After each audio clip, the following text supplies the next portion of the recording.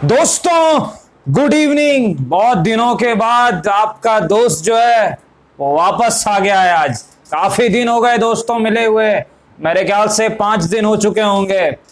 देखिए कहीं ना कहीं जो है मैंने तो काफी मिस किया आप लोगों को और मुझे उम्मीद है आपने भी किया होगा। दोस्तों यहाँ पर जो है हम एनालिसिस करेंगे स्टॉक्स की और मार्केट की। तो स्वागत है आपका आपके अपने चैनल टीके मनी में। मेरा नाम है Tribhuvan, NSM certified in equity derivatives में। और जो नए लोग हैं वो टेलीग्राम चैनल पर आ सकते हैं, वो टीके मनी सर्च कर सकते हैं। 3500 मेंबर्स पहले से मौजूद हैं। अगर आप चाहें आप भी टेलीग्राम चैनल पर आ सकते हैं। टीके मनी आपको टेलीग्राम पे जाके सर्च करना है। अगर आपको फ्री में जो है डीमैट और ट्रेडिंग अकाउंट ओपन करनी है, नीचे लिंक है डिस्क्रिप्शन में। आप स्टॉक्स की काफी बेनिफिट्स हैं, अगर आप चाहें आप उस लिंक से अकाउंट ओपन कर सकते हैं। और तीसरी चीज, मैंने जो इंस्टाग्राम पर आईडी बनाई है, अगर अभी तक आपने फॉलो नहीं किया तो पर्सनल कनेक्शन के लिए अगर आप चाहें तो आप फॉलो कर सकते हैं। लिंक मैं डिस्क्रिप्शन में दे दूंगा, आप वहां क्लिक कर सकते हैं। चलिए शुरुआत करते हैं। बहुत इंपॉर्टेंट मार्केट की एनालिसिस। निफ्टी, देखिए हमने क्या डिस्कशन की थी सुबह जो है टेलीग्राम पर कि अगर मार्केट 13,800 के आसपास का जो जोन है उसे निकाल लेगा तो एक तेज मूव आएगी, और आई 100 पॉइंट्स के आसपास की मूव आई। लेकिन देखिए ट्रेड नहीं कर पाए हम। क्यों नहीं कर पाए? देखिए हर बार जो है आप ट्रेड नहीं कर सकते। एनालिसिस एक अलग चीज है। ट्रेडिंग करने के लिए आपको क्या चाहिए? वो परिस्थितियां चाहिए। आज क्या हुआ, मार्केट ने गैप अप ओपनिंग दिखाई और आप देख सकते हैं पहला कैंडल जो बना ये मेरे ख्याल से ये मार्केट टोटल 100 पॉइंट ऊपर था पहले मिनट में, यानी 13,850 के आसपास। उसके बाद तो आप देख सकते हैं कोई बड़ी तेजी तो दिखे नहीं उसके बाद। तो कई बार मुश्किल हो जाता है अगर बहुत बड़ी गैप अप ओपनिंग हो जाए तो ट्रेड करना। ठीक है, काफी लोगों ने अगर किया भी हो तो अच्छी बात है, लेकिन थोड़ा दिक्कत जरूर रहता है। लेकिन आपको याद क्या रखना है कि मार्केट में आगे क्या हो सकता है। एक चीज आप याद रखिए, मार्केट लगातार तेजी दिखा रहा है। अगर आप थोड़े लंबे चार्ट पर जाएंगे, अगर आप डेली चार्ट पर जाएंगे, 1 2 3 4 लगातार चौथे दिन मार्केट ऊपर है। इसका मतलब क्या है? पहली चीज की मार्केट लगातार ऊपर है तो एक प्रॉफिट बुकिंग आ सकती है, कहीं ना कहीं याद रखिएगा। और आपको क्या याद रखना है, 14,000 एक साइकोलॉजिकल लेवल, एक मानसिक लेवल। और आपको पता है मार्केट जो है टेक्निकल एनालिसिस कहती है कि एक मानसिक लेवल के आसपास जो है रिएक्ट जरूर करता है, तो वहां पर एक रेजिस्टेंस हो सकता है, पहली चीज। दूसरी चीज क्या है कि देखिए अगर यहां पर इतनी ज्यादा तेजी हुई है तो यूएस मार्केट भी अगर मान लिए थोड़ी थकावट दिखाए तो एक प्रॉफिट बुकिंग जरूर आ सकती है। अब गिरावट बड़ी होगी कि नहीं वो अभी हम नहीं कह सकते, थोड़ा 1 2 दिन लगेगा, क्योंकि भागा हुआ मार्केट एक बार में कभी नीचे नहीं गिरता, इतना आप याद रखिएगा। जब तक कोई बहुत अनएक्सपेक्टेड चीज हो जाए, नहीं तो टेक्निकली जो मार्केट वी शेप रिकवरी जिसने दिखाई है वो अचानक एक बार में गिरता नहीं है, मैंने देखा है। तो थोड़ा रुकना पड़ेगा तभी गिरावट दिखाएगा। तो सपोर्ट कहां पर है? देखिए सपोर्ट जो है, जो पहले रेजिस्टेंस था अब वो सपोर्ट बन चुका है। कौन सा लेवल सपोर्ट का काम कर सकता है? 13,740 750। तो सपोर्ट लेवल्स कहां है? 13,740 से 750 के आसपास पर याद रखिएगा। तो वो जो लेवल है एक जो डिमांड जोन होगा। सपोर्ट पर एक चीज आप याद रखिए, दौड़ के लेना नहीं होता है। सपोर्ट का मतलब क्या है?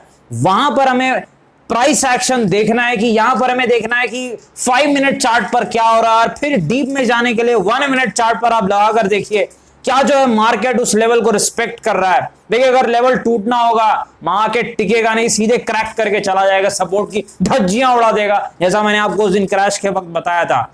लेकिन अगर मार्केट रिस्पेक्ट कर रहा है तो फिर हम क्या करते हैं, 25-30 पॉइंट का स्टॉप लॉस लगा करके जो है एक 50-100 पॉइंट्स के जो है टारगेट के लिए प्ले करते हैं, अच्छा जो है। और दूसरी टेक्निकल पैटर्न देखते हैं कि वो अच्छा पैटर्न बन रहा है तभी ट्रेड करते हैं, याद रखेगा इस चीज को और इस चीज को ध्यान दीजिए। और दूसरी चीज क्या, ऑप्शन चेन एनालिसिस निफ्टी की मैं आज नहीं कर रहा हूं, लेकिन मेरे ख्याल से 1 2 दिन के अंदर जो ऑप्शन चेन एनालिसिस निफ्टी के मैं करूंगा, क्योंकि आपको पता है मेरे जो ऑप्शन सेलिंग के ट्रेड हैं वो ऑप्शन चेन को देखते हुए प्लस जो है टेक्निकल एनालिसिस को यानी चार्ट को देखते हुए होते हैं। तो कहीं ना कहीं इस चीज को जो है शामिल करूंगा, और बैंक निफ्टी बहुत जल्द मैं शामिल करूंगा, इस चीज को आप याद रखिएगा। अच्छा, वेक्टर्स फूड के पास चलते हैं। वेक्टर्स फूड आपको पता है बर्गर में हमने बर्गर खाया भी और प्रॉफिट भी किया, आपको पता है 3 दिन में 30% प्रॉफिट मैंने टेलीग्राम और यूट्यूब पर शेयर भी किया था आपको। दूसरी चीज बर्गर वेक्टर्स फूड के बारे में देखिए, एक चीज याद रखिए, जो नए स्टॉक हैं उनकी टेक्निकल एनालिसिस नहीं की जा सकती। क्यों? आसान नहीं होता है। पहली चीज, जो आईपीओ के स्टॉक्स है उनका ज्यादा चार्ट पैटर्न यानी डेटा नहीं रहता है, लेकिन प्राइस एक्शन एक चीज है जो मदद करती है, और टेक्निकल एनालिसिस का एक पार्ट है कि भाव कैसे रिएक्ट कर रहा है। तो चलिए जाकर के थोड़ा जो अंदाजा लगाते हैं बेक्टर्स फूड के बारे में। देखिए बेक्टर्स फूड ने 1 मिनट चार्ट पर जो है 540 के आसपास कुछ जो है एक सपोर्ट टाइप का बनाने का प्रयास किया। इसका मतलब क्या है, 540 एक इंपॉर्टेंट लेवल है वेक्टर्स फूड के लिए। अगर 540 का लेवल होल्ड कर जाए वेक्टर्स फूड तो 600 आ सकता है, तो हम जाने देंगे। लेकिन 540 तोड़ दे वेक्टर्स फूड और नीचे की तरफ आए 500 या उसके नीचे थोड़ा आ जाए, तो फिर हम जो है डिस्कस करेंगे आगे क्या करना है। एक और वीडियो में बनाऊंगा, टेलीग्राम पर भी जो है डिस्कस करेंगे। क्योंकि याद रखिएगा इस चीज को, सपोर्ट ब्रेक होगा तो एक 40-50 पॉइंट की मूव आएगी नीचे की तरफ, तो वहां पर लॉन्ग टर्म इन्वेस्टर या थोड़ा और गिरावट आए तो ज्यादा बेटर रहेगा। लेकिन अगर सपोर्ट बच गए तो वेक्टर्स फूड फिर 600 चला जाएगा। इस चीज को आप याद रखिएगा। 540 के आसपास यानी 535, 545 एक इंपॉर्टेंट लेवल है जो 1 मिनट चार्ट पर मैंने देखा है। 1 मिनट चार्ट याद रखिएगा। क्यों? क्योंकि हमारे पास लंबा डेटा नहीं है, टेक्निकल एनालिसिस करना पॉसिबल नहीं है। आईपीओ टाइप के जो स्टॉक्स होते हैं उनकी इस चीज को याद रखिए। काफी लोगों ने आईपीओ में पैसे बनाए हैं वेक्टर्स फूड के। मैंने बताया भी था आपको कि अच्छी कंपनी और जो है लिस्टिंग के तो होंगे वो ग्रे मार्केट से सब पता चल जाता है। लेकिन ध्यान दीजिएगा लेवल्स को जो है, क्योंकि आईपीओ में हर किसी को अलॉटमेंट तो मिलती है नहीं। दूसरी चीज, चलिए विप्रो की तरफ चलते हैं। अच्छी कंपनी, आपको पता है बहुत ही अच्छा स्टॉक है, फंडामेंटली स्ट्रॉन्ग कंपनी है। लेकिन आपको क्या याद रखना है, देखिए एक चीज आपको याद होगी, पिछली बार डिस्कशन की थी 335 या 40 का प्राइस था विप्रो का। मैंने क्या कहा था, विप्रो नीचे आया है ऊपर जाने के लिए, और हुआ कि नहीं? बिल्कुल हुआ। 380 390 के आसपास ये चला गया है। लेकिन एक चीज आपको क्या याद रखनी है, आपको पता है बाई बैक है मेरे ख्याल से 400 के प्राइस के आसपास। अब बाई बैक पर अगर आपके पास शेयर हैं तो आप टेंडर कर सकते हैं। शायद 2-5% क्या आपको जो है टेंडर होते हैं, वो तो डिपेंड करेगा कि क्या रेशियो है, कितना बड़ा बाई बैक है। मैंने ठीक से डिटेल नहीं देखी है, पर ये चीज है। दूसरी चीज, टेक्निकली मजबूत है, फंडामेंटली मजबूत है, आईटी सेक्टर मजबूत है। लेकिन याद आपको एक चीज रखनी है कि देखिए आईटी स्टॉक्स भी अच्छे खासे भागे हुए हैं। थोड़ा करेक्शन मिल जाए तो एज ए इन्वेस्टर ज्यादा बेटर रहेगा। As a investor, as a trader, भाव उड़ रहा है तो आपको स्टॉप लॉस लगा के जो है साथ में उड़ना होता है। कैसे? 386 के ऊपर चला जाएगा तो 400 भी जा सकता है, शॉर्ट टर्म में 3-4% जा सकता है विप्रो का स्टॉक। लेकिन स्टॉप लॉस लगा के जो इंट्राडे या स्विंग वाले हैं, वो इन्वेस्टमेंट के लिए आप नीचे आने का प्रयास करें। ट्रेडिंग जो है, जो भाग रहा है, वो स्टॉप लॉस लगा के उसको जो है हम खेलते हैं। जैसे गिरना स्टार्ट किया भाग जाओ, फिर लेना नहीं है। नीचे जो है ट्रेडर्स नहीं लेते, नीचे इन्वेस्टर्स लेते हैं, ऊपर ट्रेडर्स लेते हैं विद स्टॉप लॉस। याद रखिएगा इस चीज को। आईडीएफसी फर्स्ट बैंक अच्छी कंपनी है, आपको पता है अच्छा स्टॉक है। 25-26 के आसपास हमने डिस्कस किया था, एक अच्छे सपोर्ट पे है और एक बाउंस बैक दिखा सकता है। और पहला जो टारगेट मेरे ख्याल से टेक्निकल दिख रहा था वो 35 के आसपास था, और इस टारगेट को इसने अचीव किया और इससे भी ये ऊपर जा चुका है। मेरे ख्याल से 40 के आसपास ये जा चुका है। अब देखिए एक चीज आपको याद रखनी है, बुक वैल्यू इसकी फंडामेंटली 1.5 टाइम्स के आसपास होगी, क्योंकि प्राइस टू बुक वैल्यू, क्योंकि बुक वैल्यू 25-26 कुछ है मेरे ख्याल से, adjusted book value. P ratio नहीं बताया जा सकता, क्योंकि मेरे ख्याल से अर्निंग पर शेयर निकालना जो है मेरे ख्याल से इतना आसान नहीं है बैंकों का इस वक्त, खासकर कुछ बैंकों का। कंपनी अच्छी, अच्छा स्टॉक है, हाई क्वालिटी मैनेजमेंट है।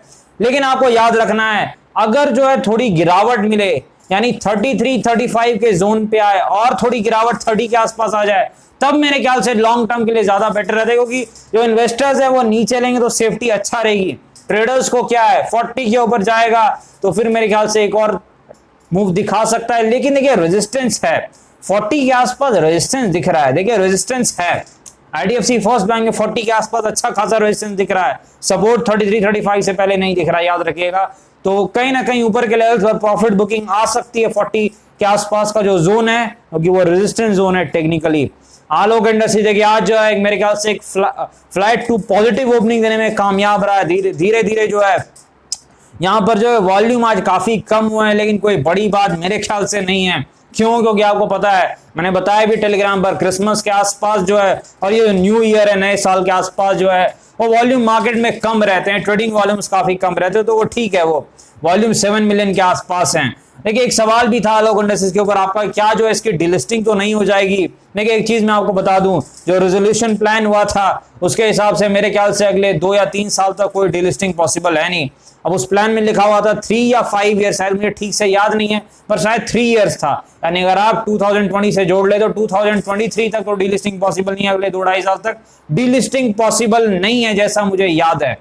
आप खुद भी जो है चेक कर सकते हैं, आपका सवाल आया था इसलिए मैंने डिस्कस कर लिया। लेकिन अब आपको चार्ट पर जाकर देखने की क्या हो सकता है। देखिए पहली चीज जो है, रेंज में ये चल रहा है जो हम रेंज डिस्कस कर रहे हैं काफी दिनों से, अभी तक इसने सपोर्ट ब्रेक नहीं किया है। सपोर्ट ब्रेक का मतलब ये दिन की क्लोजिंग इसने कभी भी 21-22 का जो जोन है, 21-22 का सपोर्ट जोन है उसके नीचे नहीं दिए। जब तक ये 21-22 के सपोर्ट जोन के ऊपर रहता है, शॉर्ट टर्म में एक उम्मीद आप रखिए कि ये 27 तक जा सकता है। उसके ऊपर जाएगा कि नहीं, देखिए ये बताना आसान नहीं है क्योंकि वहां पर एक रेजिस्टेंस है और इस बार मुझे उम्मीद थी कि ये रेजिस्टेंस को निकाल लेगा, लेकिन इस बार भी ये रेजिस्टेंस को निकालने में नहीं कामयाब हो पाए। लेकिन हमें उम्मीद है कि कहीं ना कहीं वॉल्यूम क्यों नहीं निकाल रहा है, वॉल्यूम नहीं हो रहा है। जब तक बिग प्लेयर्स नहीं खरीदेंगे मेरे ख्याल से ऊपर के लेवल्स पर जो है दिक्कत हो सकती है, क्योंकि देखिए बिग प्लेयर्स यानी वॉल्यूम जो आपको मैंने बताए हैं, क्या वॉल्यूम बताए, 7 करोड़ के आसपास के वॉल्यूम।